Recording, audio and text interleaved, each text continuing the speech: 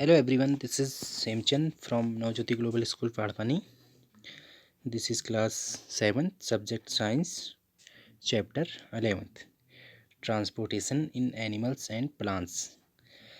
जो हमने previous class में पढ़ा था इसके बारे में, जो एनिमल्स एंड प्लांट्स होते हैं, इसमें जो परिवहन ट्रांसपोर्टेशन होता है, इसके बारे में हमने स्टडी किया था, जिसमें ब्लड होते हैं, ब्लड के बारे में पढ़ा था, जो इसके वेसल्स होते हैं, ये सब हमने लास्ट क्लास में पढ़ा था। हार्ट ये भी पढ़ा था।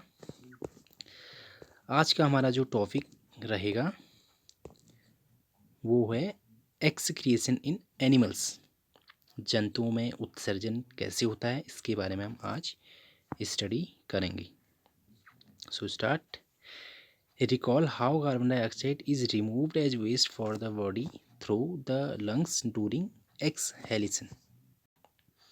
मीन्स आपको याद होगा कि शरीर में अवशिष्ट पदार्थ के रूप में उत्पन्न कार्बन डाइऑक्साइड फेफड़ों द्वारा किस प्रकार प्रक्रम के दौरान जो शरीर से बाहर निकल जाती है, तो ये कैसे निकलती है। Also recall that the undigested food is removed during digestion. मतलब ये है कि जो आपने यह भी ध्यान में रखना है कि जो अपाचित भोजन बहिक्षेपण प्रक्रम द्वारा मल के रूप में शरीर से बाहर निकाल दिया जाता है, तो let us now find out how the other waste materials are removed from the body। आइए हम यह भी मालूम करें कि अन्य अवशिष्ट पदार्थ शरीर द्वारा कैसे बाहर निकाले जाते हैं। आपके मन में यह प्रश्न उठ सकता है कि आखिर ये अवशिष्ट पदार्थ आते कहाँ से हैं। आगे हम देखते हैं। When our cells perform their functions, certain waste products are released.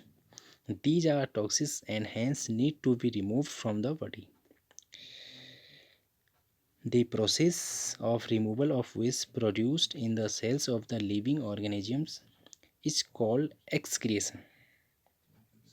The parts involved in the excretion from the excretory system.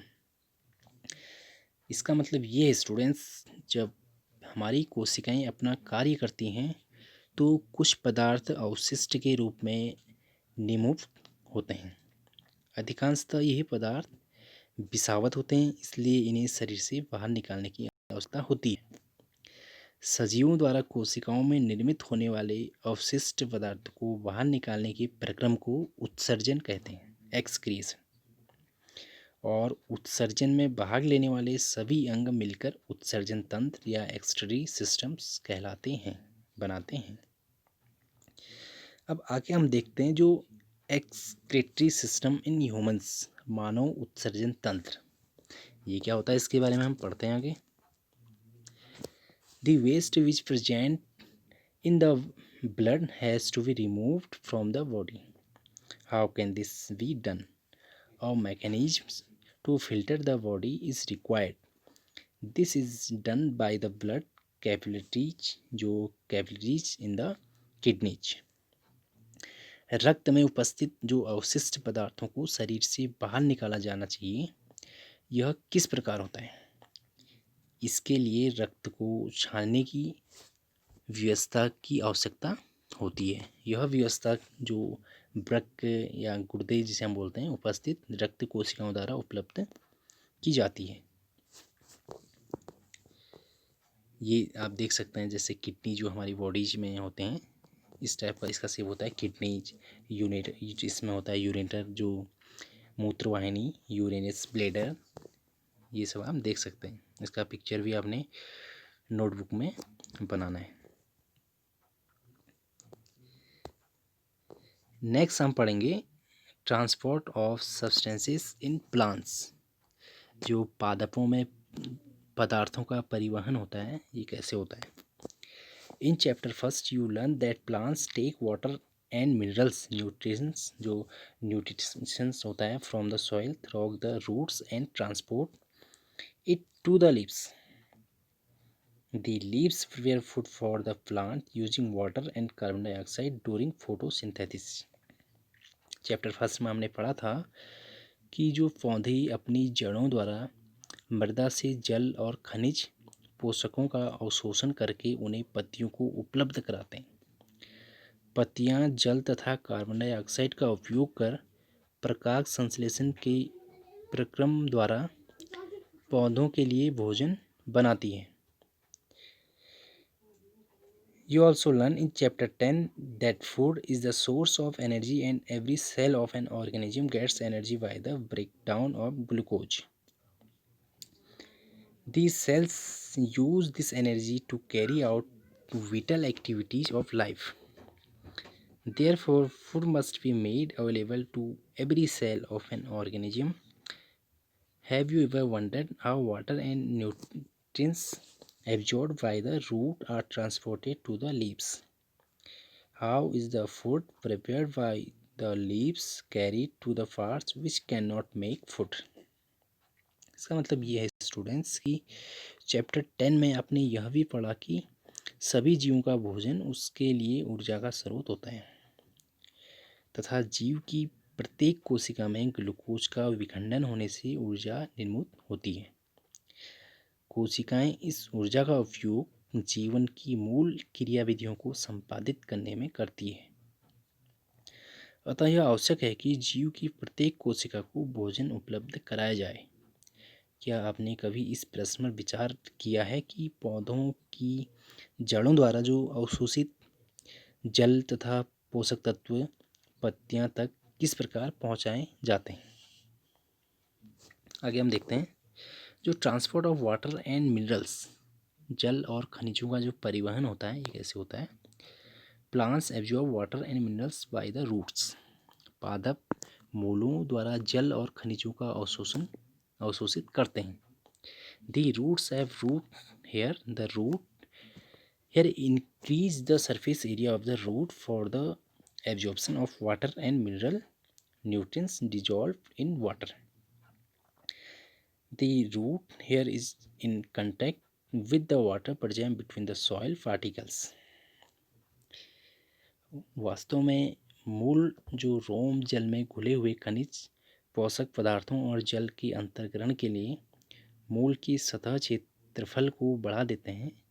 जो मूल रूप मृदा कणों के बीच उपस्थित जल के संपर्क में रहते हैं, इसमें जो भी ट्रांसपोर्टेशंस होते हैं ये हमने पढ़ा था अभी। आगे हम देखते हैं वेल बुजो is right, plant have pipe like vessels to transport water and nutrients from the soil. ये बोला जी हाँ, बूझो सही है। पादपों में मृदा से जल और पोषक तत्वों के परिवहन के लिए पादप जैसी वाहिकाएं होती हैं। The vessels are made of special cells forming the vascular tissue. A tissue is a group of cells that perform specialized function in an organism.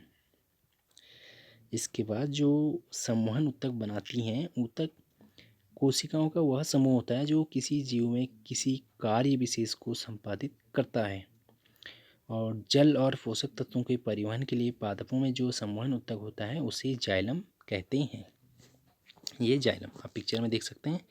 Stem placed in colour water, जो कलर वाटर यहाँ पे है ये हम देख सकते हैं। ये था डियर स्टूडेंट्स हमारा चैप्टर। लास्ट एक टॉपिक और बचा है हमारा इसमें, ट्रांसपिरेशन। अब ट्रांसपिरेशन क्या होता है देखिए, जिसे हम बोलते हैं वाष्पोत्सर्जन। In class 6 you learn that plants release a lot of water by the process of transpiration. Class 6 में आपने पढ़ा कि पादप जो वाष्पोत्सर्जन के प्रक्रम द्वारा बहुत अधिक जल निमुक्त करते हैं। Plants absorb mineral nutrients and water from the soil. Not all the water absorbed is utilized by the plant. The water evaporates through the stomata present on the surface of the leaves by the process of transpiration. Means पादप मृदा से खनिज पोषक तत्व और जल अवशोषित करते हैं। अवशोषित किया गया सारा जल पादप द्वारा उपयोग नहीं किया जाता है। जो पत्तियों की सतह पर उपस्थित जो रंध्रों से वाष्पोत्सर्जन के प्रक्रम द्वारा जल वाष्पित हो जाता है, तो पत्तियों से जल के वाष्पन से एक चूर्णक अभिकर्मक विकसित हो जाता है। जो विशाल वृक्षों में बहुत अधिक ऊंचाई तक जल का अभिकर्षण इसी प्रकार होता है, और वाष्पोर्जन पादप को ठंडा रखने में भी सहायक होता है। ये था ट्रांसपिरेशंस। सो स्टूडेंट्स, हमारा चैप्टर 11 कंप्लीट हो चुका है। इससे रिलेटिव क्वेश्चंस हम आपको होमवर्क में अवेलेबल कराएंगे। नेक्स्ट क्लास में हम पढ़ेंगे चैप्टर 12।